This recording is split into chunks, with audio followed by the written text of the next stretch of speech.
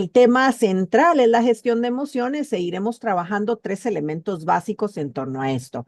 Lo que corresponde al concepto, lo que corresponde a las recomendaciones y lo que corresponde a las herramientas. El proceso principal de gestión de las emociones tiene que ver con la manera en que nos relacionamos con los otros, pero la manera en que nos relacionamos con nosotros depende de la manera en que nos relacionamos con nosotros mismos. Entonces, ese va a ser el ejercicio de ida y venida que vamos a repetir en torno a la gestión de las emociones. Por eso, la idea de punto de partida como concepto, como herramientas y como recomendaciones, que es lo que quizá en la práctica, cuando trabajamos con niños, con niñas o con personas adolescentes, necesitamos todas manejar y necesitamos todas conocer. En este sentido, el concepto, hay muchas acepciones, hay muchas teorías e inclusive hay diferentes términos que podrían estar haciendo alusión a la misma idea de cómo gestionar las emociones. He elegido el concepto que incluye las dimensiones o las características que necesitamos potenciar, de modo que vayamos poco a poco operativizando lo que esto implica. Entonces, esta es la definición de partida. Aquí está la fuente. Como ustedes pueden ver, este es un concepto que tiene bastantes años en la producción de conocimiento para el sector salud, para el sector educación, para quienes trabajamos con niños, con niñas y con personas adolescentes. El concepto general es que la gestión de emociones se refiere a la capacidad de reconocer, comprender y regular las propias emociones, así como las de los demás de manera efectiva. Una vez que yo puedo autorregularme, desarrollo habilidades que me permiten acompañar a otro para que se autorregule también. Y ese ejercicio de mutua comunicación, ese ejercicio de relación en armonía, potencia la gestión de las emociones en el ambiente donde estoy. Desde el concepto que manejamos de forma amplia con el pacto educativo, estaríamos hablando de la ecología integral, esta manera en que todos los componentes están relacionados y afectan de manera positiva a la persona cuando están planteados desde un lugar de estabilidad, de optimismo, de esperanza, de armonía y de claridad en la comunicación.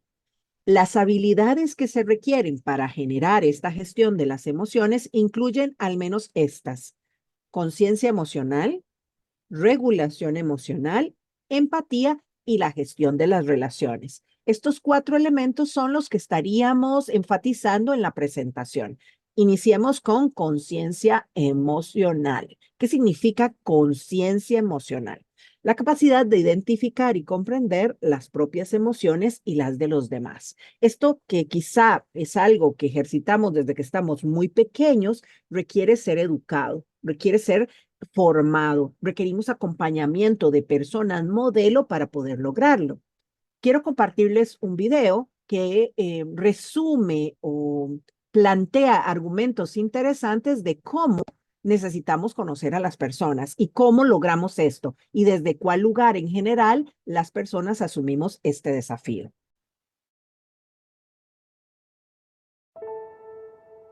Es tu culpa que esté en la situación en la que estoy. Es tu culpa que todo sea tan difícil. Es tu culpa que yo haya salido perdiendo. Y es tu culpa que yo no sea feliz. Puede que no lo digamos de forma tan explícita, pero hay dos verdades sobre el ser humano que nadie puede negar. La primera es que nos encanta tener la razón siempre que podemos, y la segunda es que si algo nos sale mal, trataremos desesperadamente de buscar a algo o a alguien a quien echarle la culpa de nuestros males, ya que si yo siempre tengo razón, ¿cómo es posible que pueda hacer algo mal? Si plantamos una semilla de una flor y tras un tiempo vemos que no crece, no echaremos la culpa a la semilla. Seguramente intentemos hallar la solución observando cómo es la tierra donde la hemos plantado, la cantidad de agua con la que la regamos, o las horas de sol que recibe al día. Sería ridículo echarle la culpa a la propia flor de que no florezca.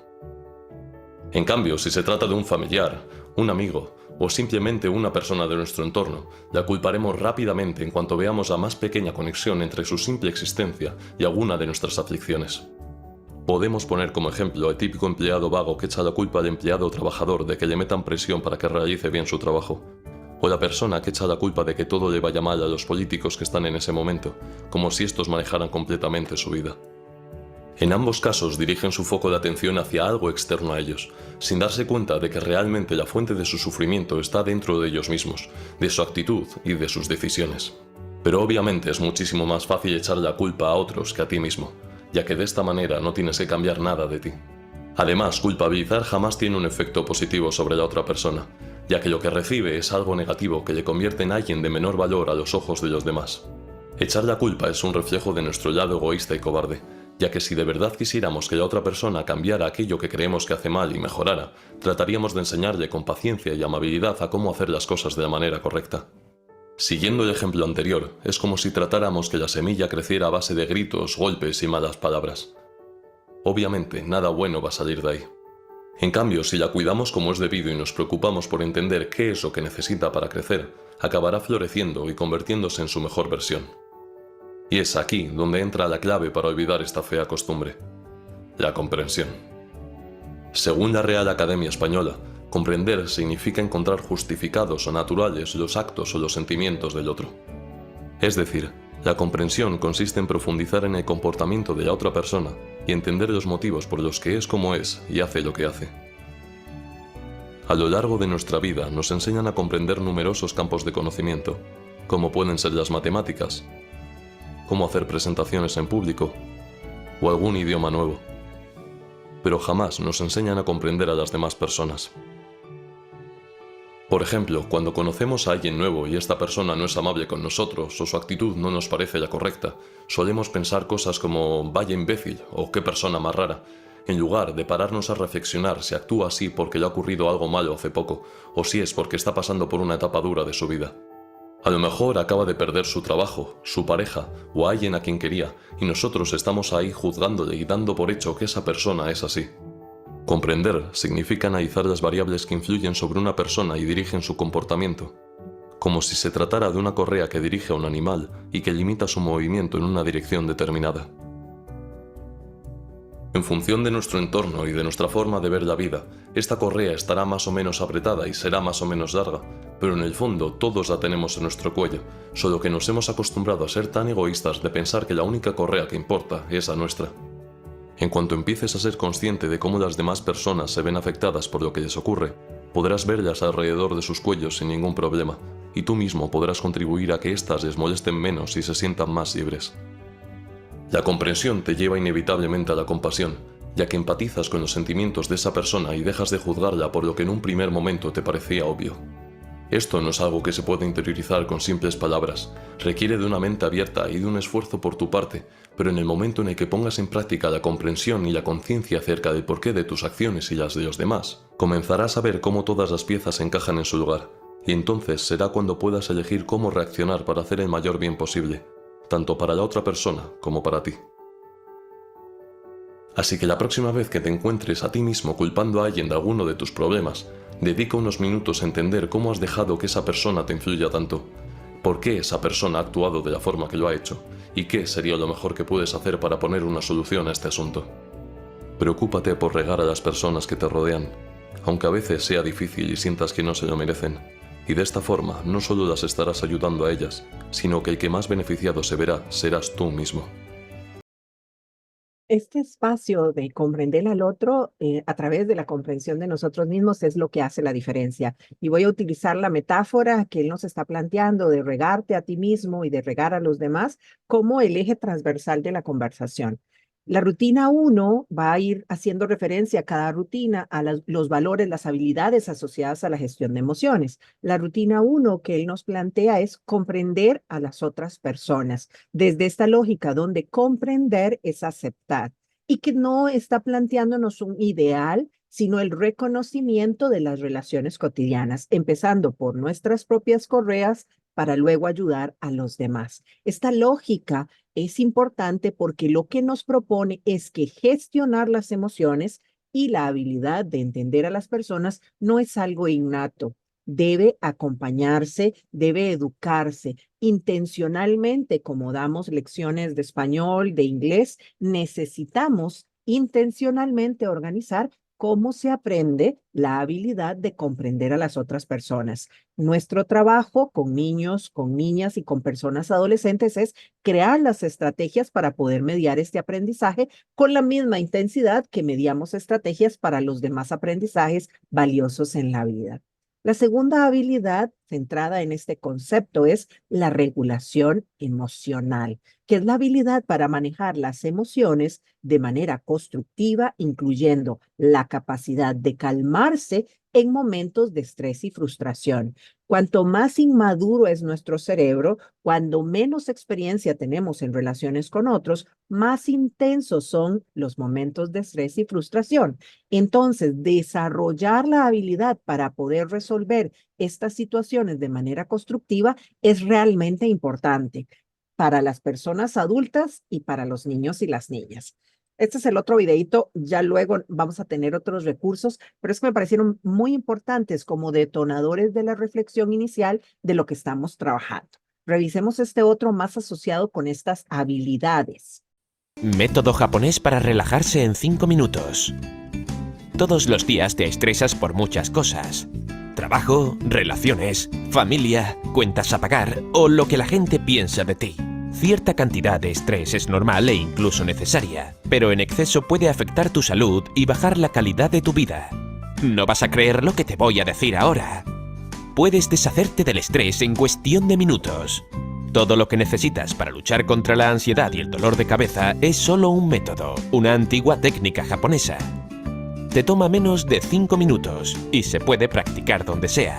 Para practicar esta técnica, primero necesitas entender que cada dedo de tu mano representa ciertos sentimientos o actitudes. Veamos de qué se trata. Aquí está tu mano, el pulgar, el dedo índice, el dedo medio, el dedo anular y el meñique. El pulgar te ayuda a luchar contra las emociones como estrés y preocupaciones. El índice te ayuda a combatir el miedo. El dedo medio te ayuda a controlar tu ira y resentimiento. El dedo anular puede ayudarte a luchar contra la depresión y tristeza. También te ayuda a tomar decisiones. El meñique te ayuda a calmar tu ansiedad y sube tu nivel de optimismo y confianza.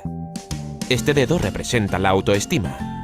Entonces, repasemos de nuevo. El pulgar significa ansiedad, el índice miedo, el dedo medio ira, anular tristeza, meñique autoestima. Sigue repitiéndolo hasta que te lo aprendas. Ahora veamos cómo funciona este método. Para armonizar la energía vital de tu cuerpo, sujeta el dedo de la mano opuesta con los dedos de la otra. Hazlo con cada uno de los dedos durante 1 o 2 minutos. Sabrás que está funcionando cuando sientas una sensación pulsante. Si quieres calmar tu mente, presiona ligeramente el centro de tu mano con el pulgar de la mano opuesta y manténlo así durante al menos 1 minuto. Esto te ayudará a aliviar el estrés, a deshacerte de los pensamientos negativos, a calmar la mente en una situación difícil. Practica esta técnica cada día para permanecer tranquilo y para restablecer el equilibrio dentro de ti. Recuerda que existen muchas otras formas de luchar contra el estrés. Ejercicio, yoga, masaje, reuniones con tus amigos, música y más. Sin embargo, esta técnica japonesa es uno de los mejores métodos para recuperar los ánimos rápidamente. Este truco funciona con todo el mundo sin importar su edad ni género. De este video quisiera destacar 2 cosas. La primera es lo importante que es en el proceso de aprendizaje de cualquier persona tener referentes gráficos o símbolos. Y cuando estos referentes o gráficos o símbolos están en el propio cuerpo, hacemos que el ejercicio práctico o la puesta en marcha de la habilidad se vuelva muy, muy fácil. Entonces, asociar, por ejemplo, en esta estrategia, el cuerpo con cuando me siento, tengo mucho miedo, aprieto, coloco mi dedo, presiono sobre mi dedo. Esto además de que le da un símbolo externo, por ejemplo, si trabajamos con niños pequeños y vemos al niño presionando su dedo del miedo, yo puedo saber si su dedo índice es el miedo, entonces veo al niño, yo puedo decir, estás con miedo. Es decir, educamos a la persona no solo para autorregularse, sino para crear signos de lenguaje común corporal, gestual y verbal con las personas que le rodean. Esto es parte del ejercicio de regarte y regar a los demás, llegar a consensos, a códigos compartidos en el proceso de mejora. Sí, promovemos en los diferentes momentos del año sesiones con papás, con mamás, con docentes, con los niños, las niñas o los adolescentes, donde jugamos este juego y colocamos esta manita con estos colores y estas palabras en lugares eh, prioritarios del espacio educativo o del espacio donde nos desenvolvemos, donde de manera clave están allí para recordarnos que todos podemos gestionar nuestro estrés, autocalmarnos, que se requiere un contacto con nuestro propio cuerpo para regular. Vamos creando un ambiente con signos visuales y códigos compartidos de cómo hacer la acción. Y esta es la rutina 2, la promoción de autocalmarme. Yo necesito, además de comprender a los demás, desarrollar estrategias para mi manera de resolver frustración y estrés, que son los dos detonadores principales de las alteraciones en la conducta o en las relaciones humanas. Entonces es importante este segundo elemento y la relación con signos externos, con códigos, con acuerdos sociales que nos permitan ponerlos en práctica y que tengan un respaldo visual, corporal y social en los momentos en los que estamos desarrollando la habilidad. Pasamos a la tercera habilidad, empatía. Probablemente esta todos tenemos experiencia, conocimiento, hemos leído en torno a esto. De manera simple, la empatía es la capacidad de comprender y compartir los sentimientos de los demás, lo que fomenta las relaciones interpersonales saludables. Esto, que es muy fácil de decir, es complejo de aplicar y va a requerir de acompañamiento para poder aprenderse. Observemos esta imagen. Para todos aquellos que nos hayamos caído en una carretera de asfalto o en una carretera con piedritas, con polvo, con lastre, todos podemos empatizar con los sentimientos que tiene la niña en este momento. Todas recordamos si tenemos heridas en nuestras rodillas de otro momento o de un momento reciente, podemos comprender el dolor, el susto, el enojo, todo el conjunto de emociones que se manifiesta en una situación como esta, que es un accidente. Estamos haciendo algo que nos gusta, que nos emociona, y de repente hay un evento que entorpece, lastima o interfiere en esa acción hermosa que estamos haciendo. Y esto genera una serie de emociones que va a implicar una serie de decisiones o de conductas posteriores. Observemos esta otra imagen. Todos y todas también podemos empatizar. Nos va mal en una tarea, nos va mal en un examen, nos va mal en una exposición, nos va mal en cualquier actividad que nos hayan colocado o que nos hayan puesto como tarea de la que yo de manera individual soy responsable. Frustración, enojo, susto, vergüenza. Hay un cúmulo de emociones que también se van gestando acá. La empatía va a nacer de mi experiencia personal. Cuando puedo vivir algo y comprender que a partir de mi vivencia la puedo extender a otros. Puedo empatizar porque yo he vivido, puedo empatizar porque yo siento, puedo empatizar porque también he estado en situaciones similares que generan ese cúmulo de emociones en mí y que son prácticas cotidianas. Por ejemplo, en esta imagen, que nos deje el bus, que además todos decimos nos dejó el bus. No fue que nos agarró tarde y llegamos un poquitito después de la hora, sino que el bus se fue sin nosotros. Esa es la sensación que tenemos. El bus nos dejó. Y esa sensación de abandono es increíblemente frustrante, aún en algo tan simple como que nos deje el bus, porque trastoca toda nuestra rutina diaria. Pero es igual, revive otras situaciones de abandono cuando alguien no nos escucha o nos deja y genera esa conexión con vivencias de rutina o de cotidianidad. Esta posibilidad de que yo les muestre imágenes y que en las imágenes ustedes puedan encontrar eco de sus propias experiencias, es lo que abre la posibilidad en práctica de la empatía. La empatía, al igual que la comprensión de los otros, no son elementos que se puedan aprender porque nos explican qué son.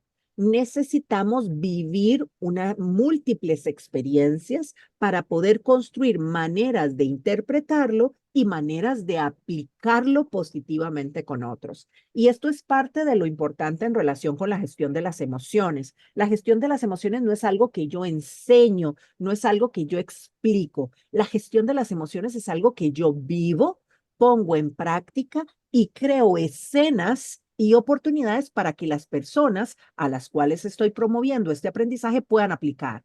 Va a conectarse con la rutina diaria y debe ejemplificarse en los roles de todas las personas con las que habitamos, en el escenario familiar, en el escenario educativo, en el escenario comunal, en el escenario de salud, en los diferentes escenarios donde estamos con otras personas, si soy un niño, si soy una niña, si soy una persona adolescente, compartiendo, aprendiendo y desarrollándome. A medida que los entornos crean oportunidades para reflexionar y para aplicar estas habilidades, progresivamente yo las interiorizo. Entonces, algo bien importante respecto a la rutina 3 es que la empatía inicia en la propia persona, en su experiencia. La empatía no es algo que inicia con el otro, se pone en práctica con el otro, pero inicia conmigo, con mi propia experiencia. De modo que se trata de ámate para amar a los demás. No es posible ponerla primero con los otros y luego conmigo. Y en el caso de niños pequeños y de personas adolescentes que están enfrentando grandes cambios en su proceso de desarrollo, en el desarrollo de su sistema nervioso central, esta oportunidad de ponerlas en práctica con otros es realmente importante y hace la diferencia. La última habilidad que vamos a enfatizar en relación con el concepto es gestión de relaciones, que supone la habilidad para establecer y mantener relaciones positivas, resolviendo los conflictos de manera efectiva. Los conflictos son naturales, son normales, porque estamos en interacción con personas que son distintas a nosotros. Tienen patrones de crianza distintos a nosotros, personalidades diferentes, temperamentos diferentes, experiencias de vida diferentes, gustos, intereses diferentes. Entonces, tener fricción, no estar de acuerdo, confrontar, son condiciones básicas, normales de la vida cotidiana. Este es el primer elemento importante en la gestión de las relaciones. El conflicto no es un problema, el conflicto es parte del desarrollo humano. Lo importante es cuáles estrategias utilizamos para enfrentar este conflicto. Y aquí elementos como comunicación, como confianza, como seguridad, como respeto son medulares.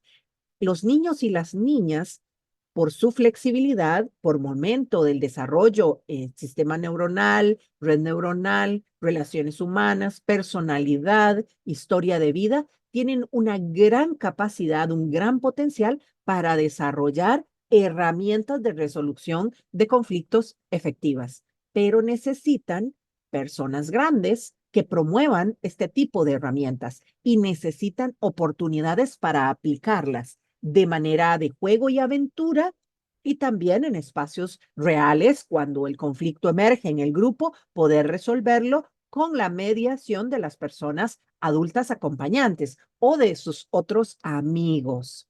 En esto quiero hacer eco para quienes ya lo han leído y para quienes no lo han leído, la invitación intensa de hacerlo, de cuentos, historias relacionadas con esto y la principal o una de las principales desde mi experiencia, El Principito, que muestra claramente la naturaleza de las relaciones y cómo yo establezco relaciones con todos, aunque sean diferentes a mí.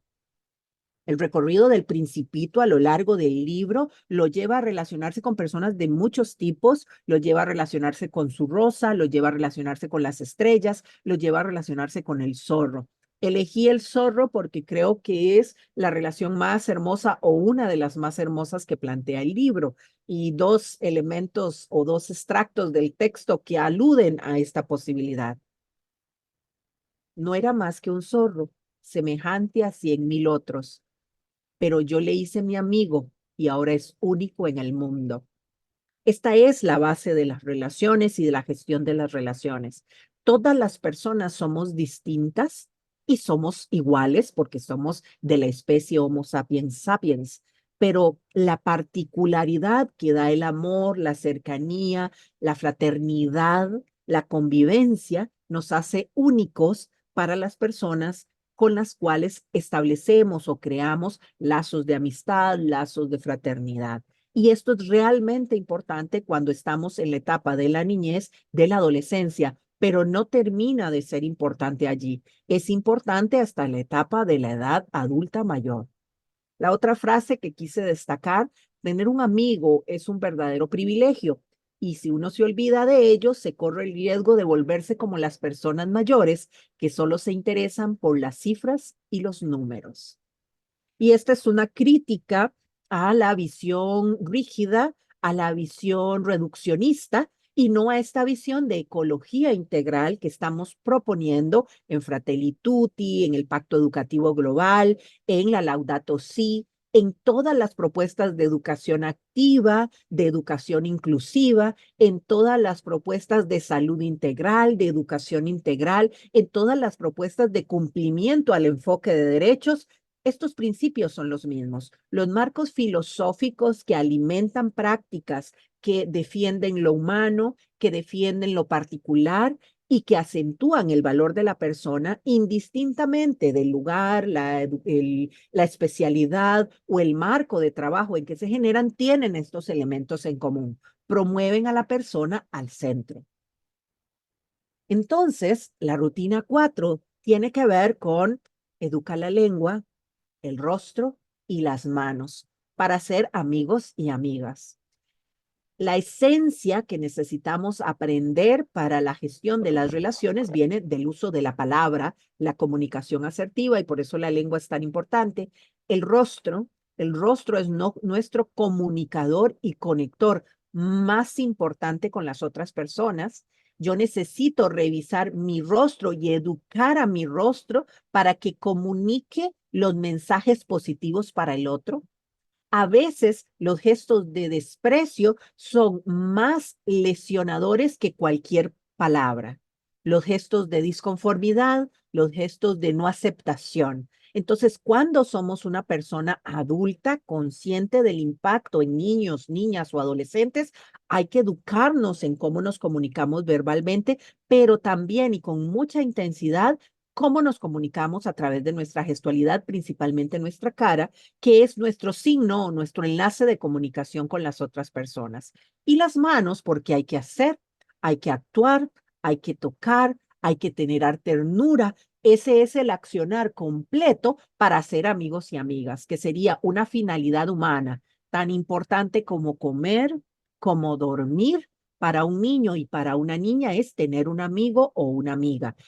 Los elementos de evaluación de las personas cuando hacemos el diagnóstico inicial o cuando estamos haciendo la historia de vida de las personas tienen que incluir obligatoriamente la pregunta y la recomendación por cómo hacemos amigos, y a los niños, niñas y personas adolescentes que no saben cómo hacerlo, la educación de las habilidades que se requieren.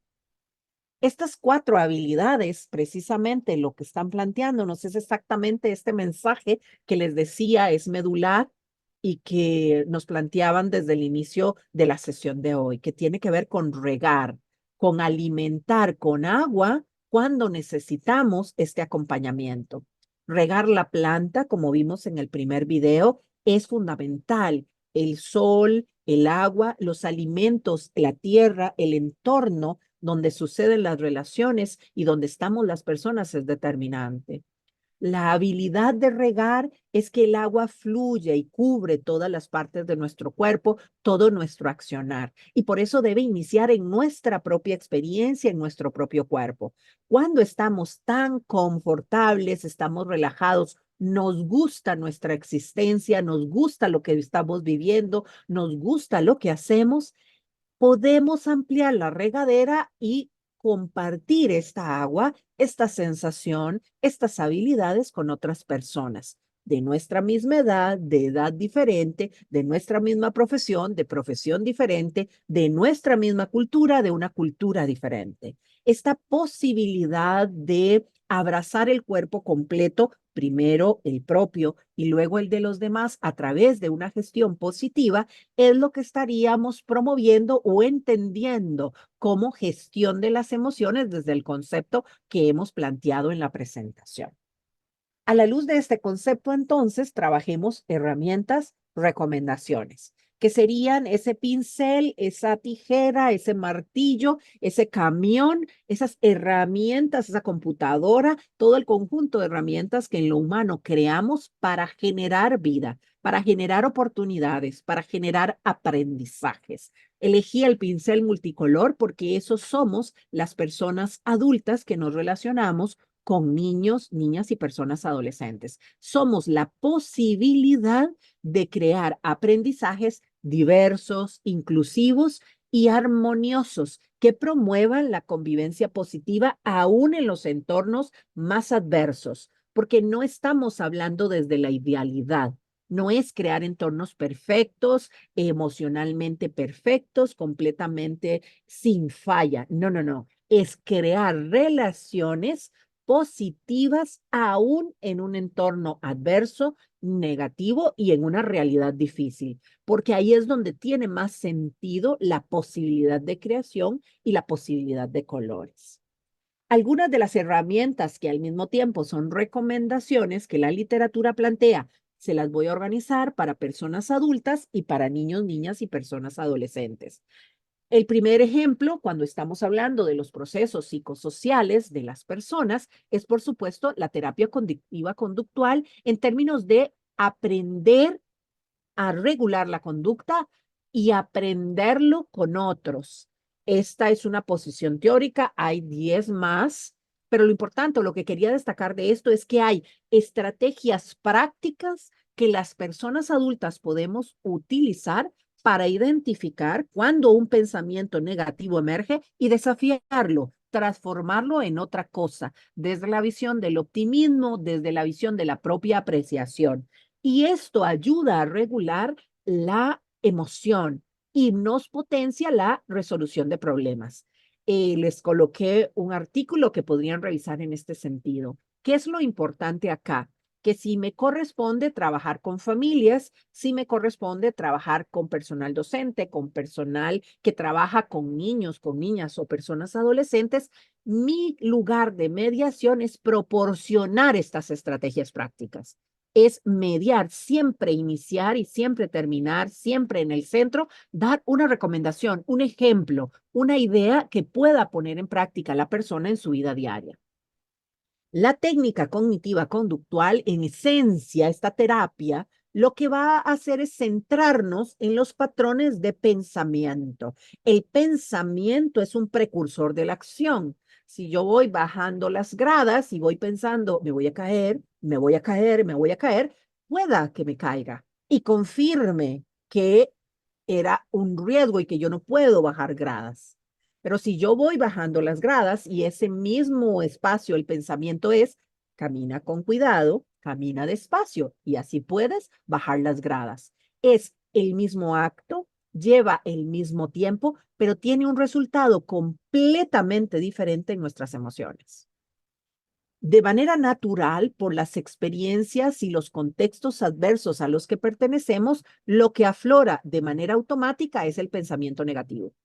Por eso hay que educarnos para que lo que aflore de manera automática sea el pensamiento regulado y desafía ese pensamiento, los pensamientos negativos. De esta manera, iniciando por algo tan simple como la propia autogestión y organización de nuestros pensamientos cuando se hacen conscientes, después, de manera automática, cuando yo he hecho algo mucho tiempo, lo hacemos de manera automática. Ok, los pensamientos también se pueden regular de esta manera. Y eso nos lleva a la modificación de patrones de comportamiento.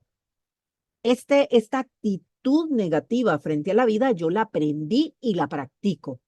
Con la misma intensidad puedo aprender una actitud positiva frente a la vida si la practico. Y eso controla los estados emocionales negativos que se perpetúan con estos pensamientos negativos.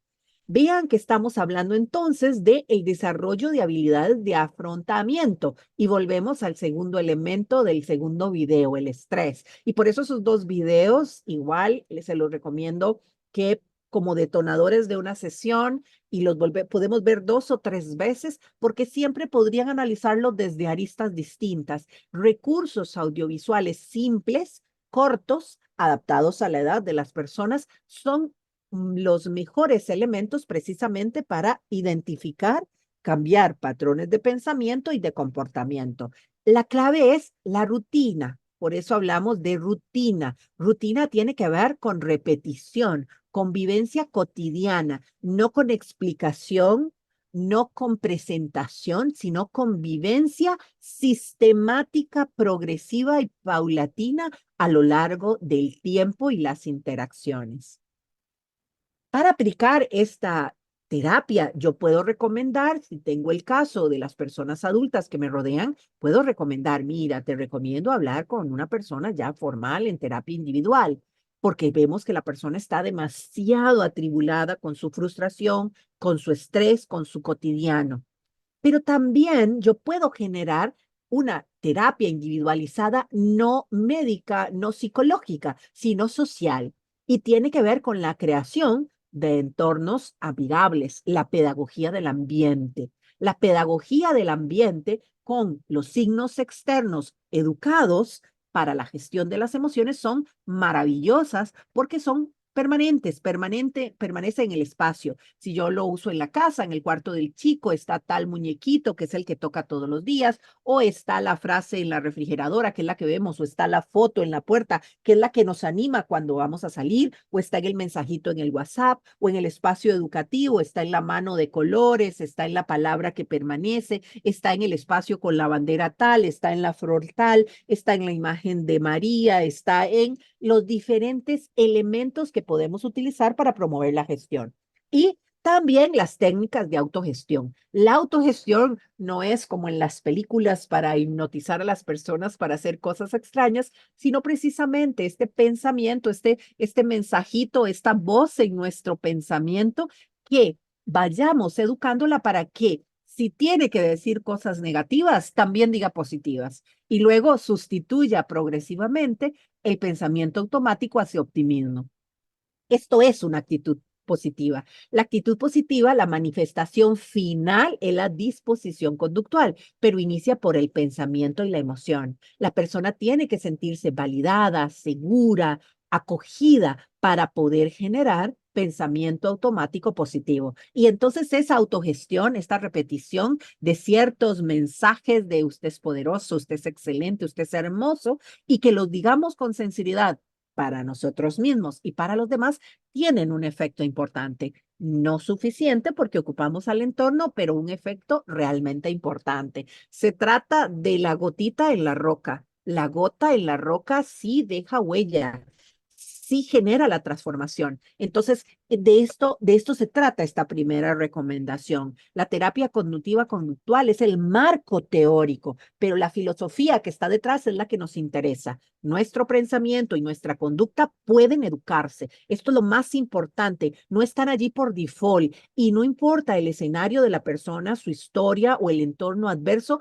puede educarse. La actitud se construye en la rutina.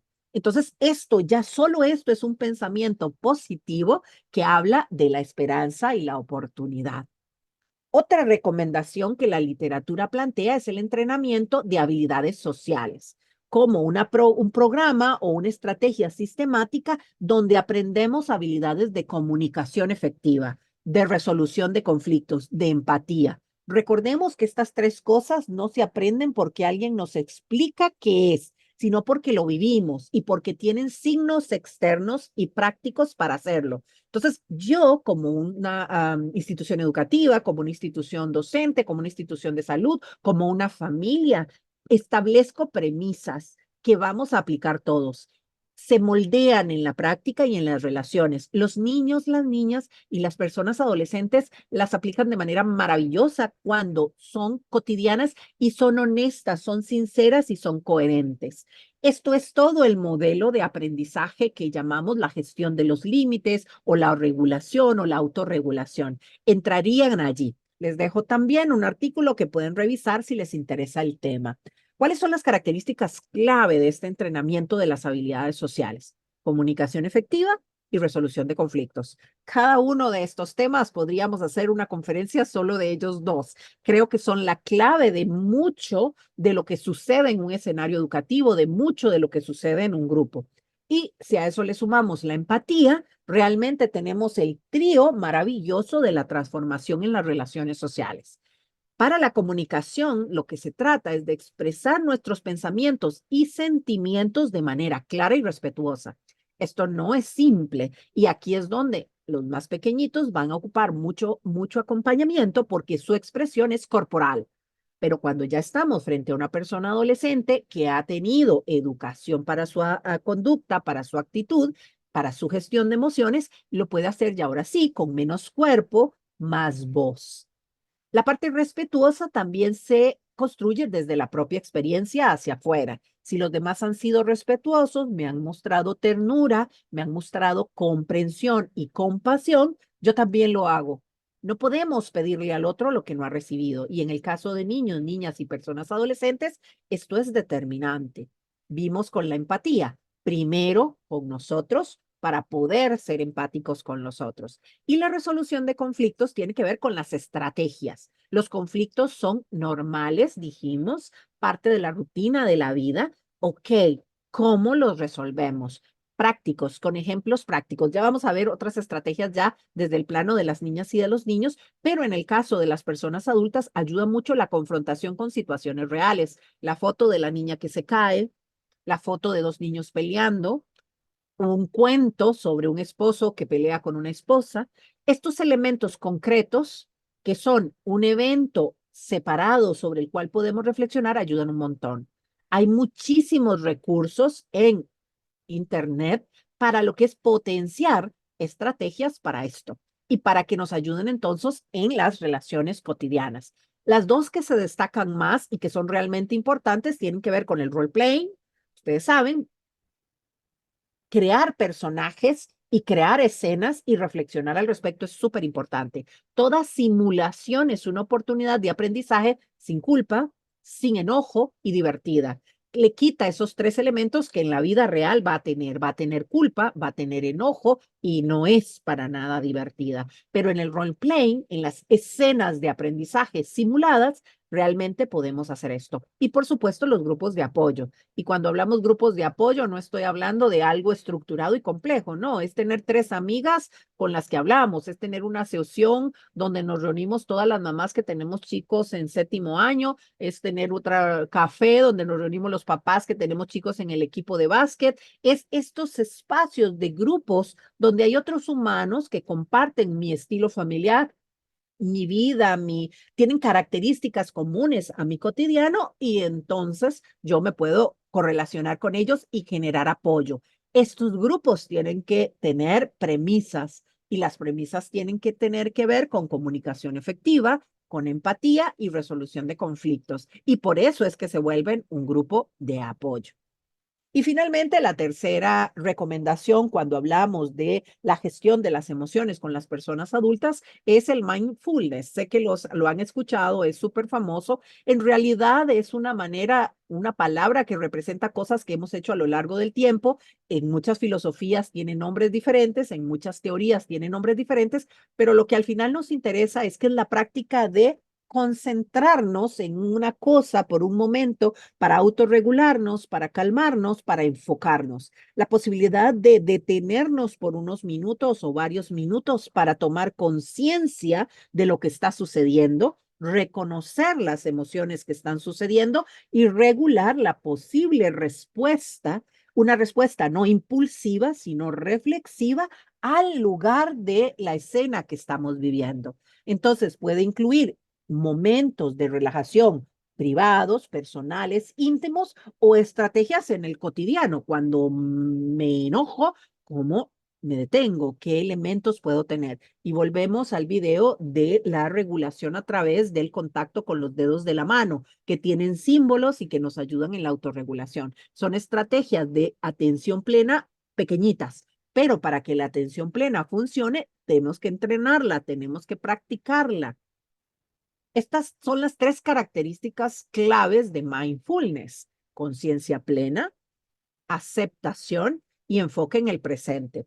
Utilizo mindfulness como una manera de representar múltiples estrategias. Digo esta palabra porque probablemente es la que estamos escuchando más en el entorno social en este momento, pero reitero, meditación, descongestación sensorial, atención, reflexión, son la misma idea, probablemente desde filosofías o principios distintos, pero el momento, lo que se trata es de que las experiencias sean analizadas en el presente, yo esté presente, la presencia actual en este momento, el reconocerme acá y reconocer mis emociones es lo que estamos buscando. La aceptación de las experiencias sin juzgarlas, no de entrada decir esto qué malo, qué terrible, no, reflexionar y volver a el pensamiento automático. El primero que ese pensamiento automático que se viene es negativo, pero tenemos que por autogestión reflexionar y transformarlo en positivo.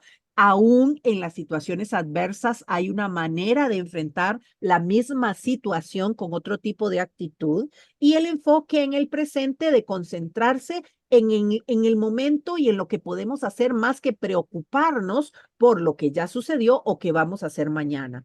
Esta posibilidad de detenernos, ok, en este momento, ya Dios dirá mañana, en este momento vamos a hacer tal cosa. Esta actitud, como ustedes pueden ver, lo que apuesta es hacia la persona asertiva, que regula, que se detiene. Se practica, porque esto no sucede de manera espontánea. Toma mucho tiempo, años, práctica y oportunidades poder autorregularnos. Los niños, las niñas y las personas adolescentes están en el periodo maravilloso, pero las personas adultas también, las mamás, los papás, las tías, los abuelitos, las maestras, los médicos, las psicólogas, los trabajadores sociales, todos necesitamos estos recursos y estos espacios. En la recomendación que la literatura da para estas prácticas, las dos recomendaciones por excelencia son práctica regular, es decir, necesitamos poner en marcha todos los días espacios para esto. Recomiendan meditaciones guiadas, ejercicios de respiración, atención a actividades cotidianas. Ustedes podrán hacer una lista de 3 millones más, pero lo importante aquí no es que elijan hacer, sino la regularidad todos los días, incluyendo los grupos con los que trabajamos. Y por eso es que es tan importante que todo el personal de educación, toda la familia, todas las personas profesionales que tenemos relación con niños, con niñas y con personas adolescentes, manejemos este conocimiento para que también en nuestras prácticas cotidianas los incluyamos. Así es como se contagia la convivencia armoniosa en la sociedad, porque todos y todas conocemos, comprendemos y aplicamos elementos o habilidades para esta gestión de las emociones. La segunda recomendación por excelencia es la aplicación de recursos. Ahí ya vamos a ver libros, videos, música, ejercicio. Hay muchísimos elementos que podríamos utilizar y que, por ejemplo, con la riqueza que tiene el Internet y con ciertas organizaciones y personas que se dedican a esto, podríamos encontrar estrategias para todo el mundo. Como tenemos poquitito tiempo hoy, si estamos en un escenario, ya tal vez no como el recreo de Ross que nos mostró, sino en un escenario donde no esté demasiado ruido y no estén demasiadas personas cerca, si tienen audífonos con los audífonos puestos, vamos a tratar de tener un periodo de atención plena de 60 segundos, porque no tenemos mucho tiempo, pero entonces se van a concentrar en el sonido y en lo que pueden ver en la pantalla. Esos son sus dos estímulos que podríamos revisarlo también como una estrategia de liberación sensorial. Vamos adelante. Concentrémonos en su pensamiento consciente de qué son las imágenes y pensamientos que se les vienen, en su corazón consciente cuál es la emoción que les genera y solo mirando y escuchando.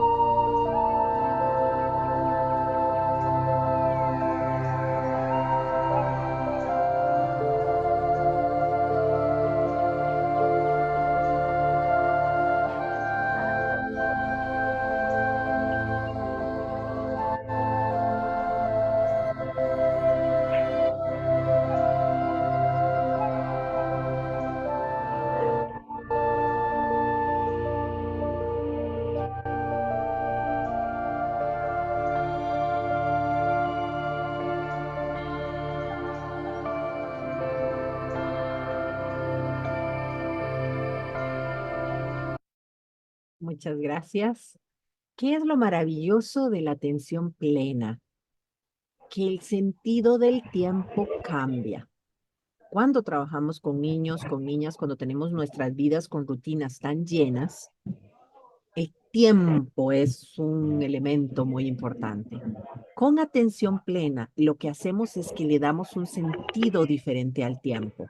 Ahora pasaron alrededor de 90 segundos y probablemente sentimos que fue un montón de tiempo observando solo una imagen. Esa sensación la necesitamos replicar, replicar, replicar. La sensación de que tenemos mucho tiempo para pensar, para sentir y para actuar, porque esto va siendo la diferencia. En ese sentido es que la estrategia o la visión de la atención plena hace la diferencia y nos permite acompañar a los otros mejor.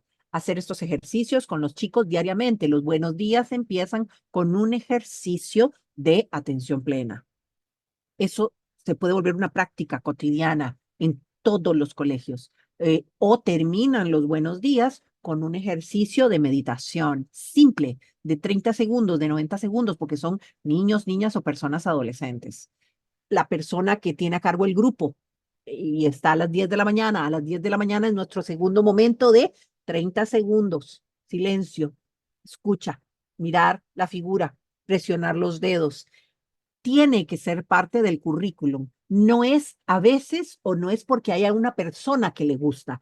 Tiene que ser parte de la decisión que en el establecimiento, en el centro educativo, en la familia tomamos para hacer una gestión de las emociones positivas. Son decisiones con prácticas cotidianas. La gestión de las emociones es fundamental para el bienestar emocional y el desarrollo personal de las personas adultas, los niños y las niñas. Pero la diferencia está en la práctica.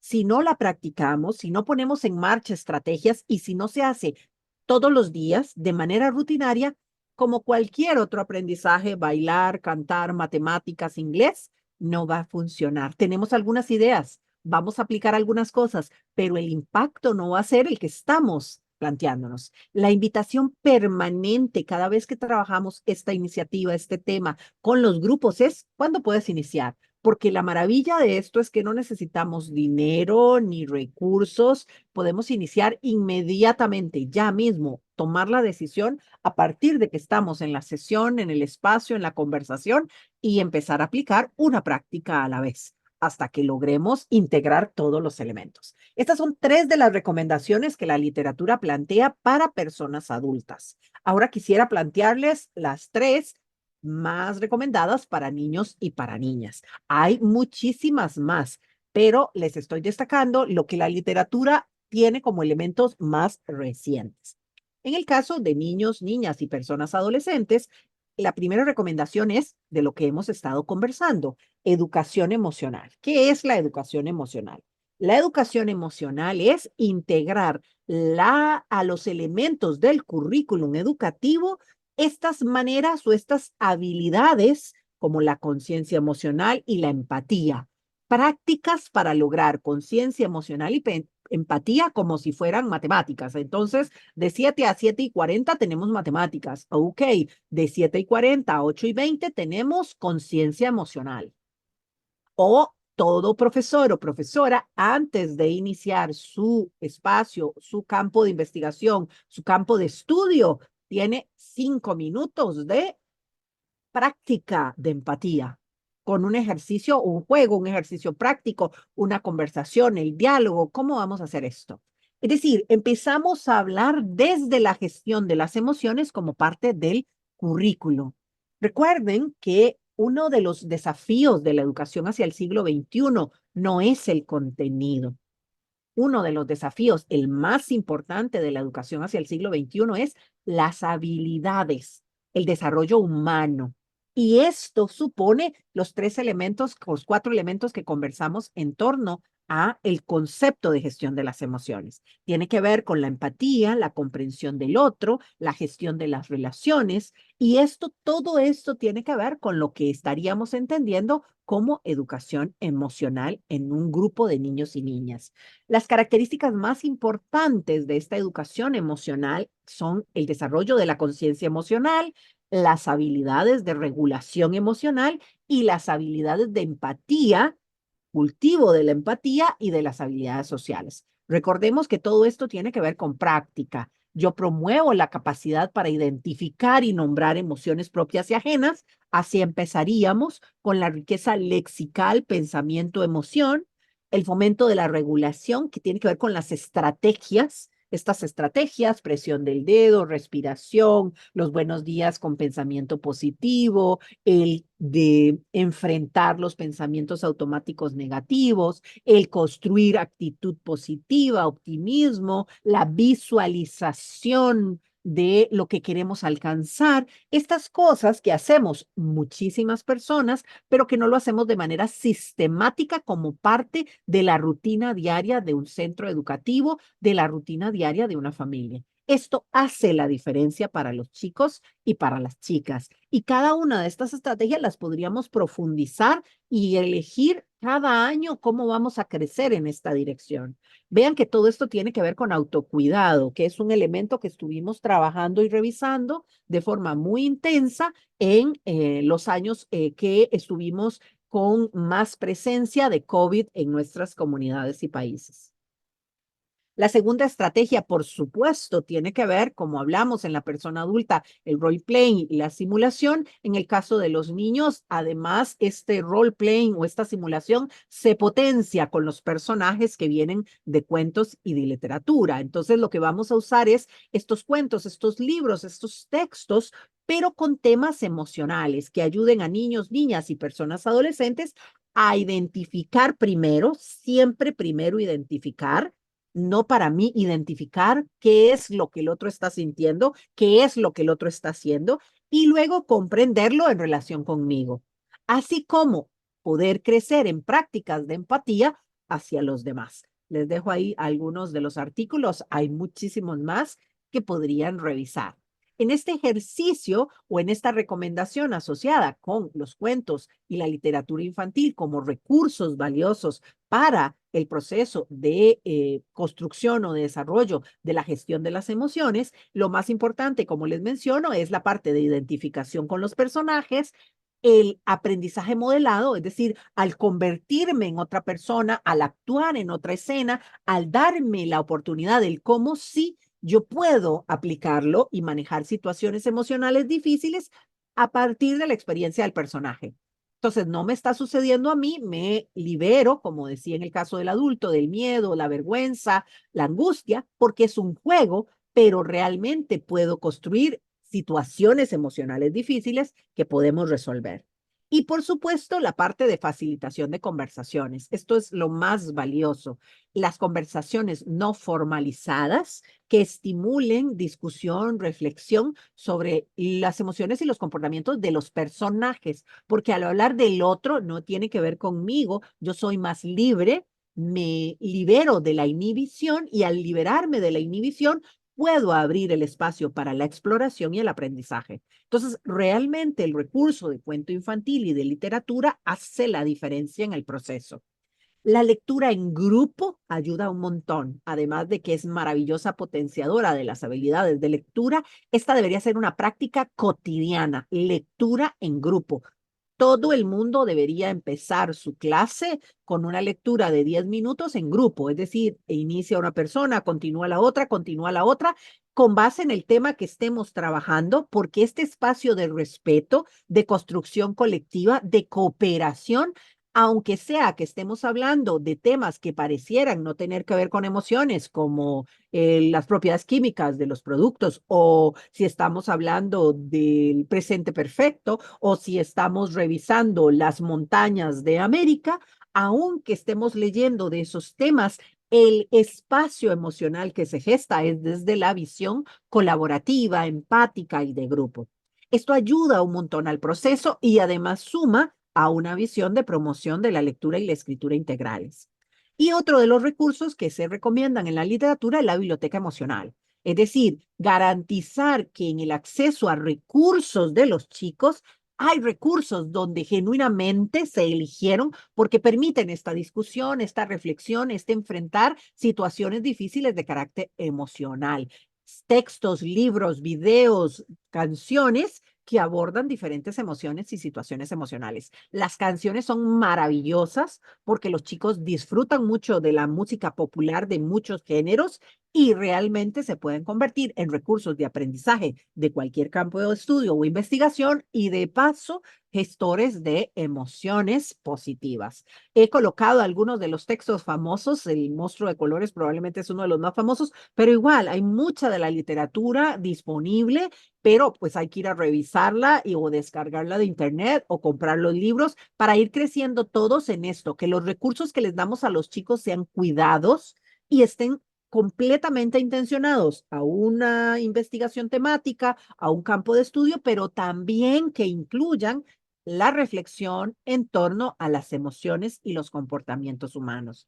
Les comparto este enlace, me gustó, tiene recomendaciones de textos para personas adolescentes, libros que ayudan a la promoción o a la revisión. Me pareció un recurso maravilloso para utilizar, por ejemplo, en computación, para utilizar en español, para utilizar en literatura, porque tienen diferentes elementos. Inclusive, probablemente lo podríamos utilizar con diferentes edades, pero me gustaron mucho. Por ejemplo, la fábula sobre ansiedad, el elefante que perdió su anillo de boda.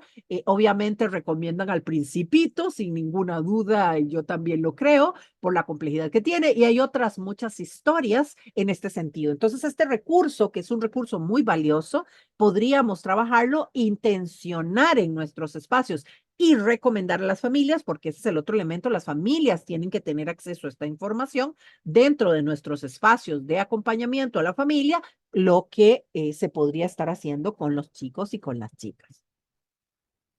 Finalmente, la tercera recomendación en el caso de niños, niñas y personas adolescentes, obviamente es jugar, utilizar juegos y actividades lúdicas. Esto es vital en todas las edades, incluidas las personas adultas, pero cuando estamos hablando de personas menores de edad, sin ninguna duda, la resolución de problemas, la expresión emocional son vitales en el juego y la gestión emocional de manera lúdica es la más potente, duradera y que genera el mayor estado de satisfacción en la persona, y esto es la diferencia. Entonces, necesitamos, por ejemplo, incorporar juegos en el tiempo de recreo que hagan esto, que tengan actividades emocionales, que estén allí, que esté disponible, que los chicos durante el recreo puedan ver libros o puedan jugar cosas o puedan practicar elementos que hemos ido modelando previamente respecto a habilidades emocionales y sociales. Y la parte de la integración en sesiones específicas, ya planificar sesiones, como les decía, todos vamos a iniciar los buenos días con tal cosa o vamos a finalizar los buenos días o todos los tiempos de lectura van a incluir tal cosa o todos los textos van a incluir una pregunta relacionada con conflictos. O sea, esta decisión donde ya tomamos decisiones que aplicamos todos de manera regular y que forman parte del horario educativo. Esto es lo más importante. Es decir, se hacen visibles como parte del currículum. Eso es lo que va a ir generando la diferencia. Sé que se les pueden ocurrir millones de ideas más. Pueden compartirlas acá si tienen acceso a Internet, si están en la computadora o en el teléfono y pueden compartir. ¿Cuáles otras ideas de juegos y actividades? Sé que ustedes hacen un montón ya en los campos en donde están y tienen un montón de ideas, pero ese sería el ejercicio que podemos hacer con todo el personal que nos sentamos, planteamos el concepto, planteamos la idea y luego le pedimos a las personas la pregunta, ¿cuáles juegos o actividades se le ocurren? Porque no se trata de estructurar o de dar lecciones, vuelvo, se trata de comprender y que cuando comprendemos, todos se nos ocurren ideas. Todos podemos plantear propuestas. Entonces, en ese sentido es que estaríamos haciendo el proceso de construcción. Es importante que cuando yo medio, facilito, recuerden, la facilitación es parte del proceso de gestión de las emociones, tengamos claro esto, que la gestión de las emociones empieza conmigo. Entonces, mi promoción con el otro siempre es a partir de la pregunta. Hacia eso es que estamos tratando de promover, que estamos tratando de potenciar en la otra persona. Y eso es lo que quisiéramos modelar para ir promoviendo esto en los espacios donde nos promovemos. Herramientas como esta, herramienta virtual, herramienta presencial, hacer carteles, hacer papelógrafos, hacer mapas conceptuales, todas son estrategias válidas para promover este espacio de gestión o de construcción. ¿Qué es lo más valioso que podríamos decir en torno a estas estrategias o en torno a la gestión de las emociones? Bueno, como todas probablemente sabemos, el aspecto más importante es la aproximación al conocimiento de cada niño, cada niña y cada adolescente como ser único. Eso es quizá lo más valioso cuando hablamos de la gestión de las emociones, es particularizar. Y eso es quizá el elemento que necesitamos que quede claro, que quede establecido en nuestras conversaciones cuando mediamos este tema, cuando promovemos o cuando trabajamos esta lógica de la gestión de las emociones. Otros documentos, además de los que están citados a lo largo de la presentación, que podría sugerirles son estos. Como les digo, hay 7 millones, no tienen que ser solamente estos que están acá, pero esos ayudan, tienen ideas y nos ayudan a crecer. Recuerden, estamos partiendo del principio de que la actitud puede educarse, el pensamiento puede educarse y estos dos elementos permiten conciencia de las emociones, conciencia de la actitud, el comportamiento y entonces potencian una gestión de las relaciones con las otras personas desde un lugar reflexivo y apuntando al optimismo y a esta visión de ecología integral que queremos. Estos eran los mensajes que queríamos compartirles el día de hoy. Abrimos el espacio para sus comentarios, sus ideas, sus preguntas.